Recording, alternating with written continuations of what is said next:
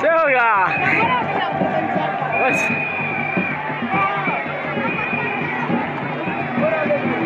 ina a gaba da ita ta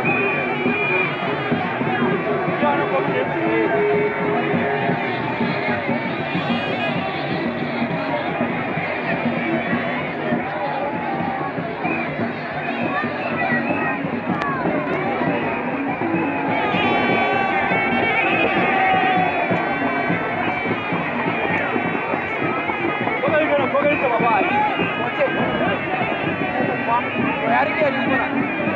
auta ya ki ba wa mutane wani wannan yi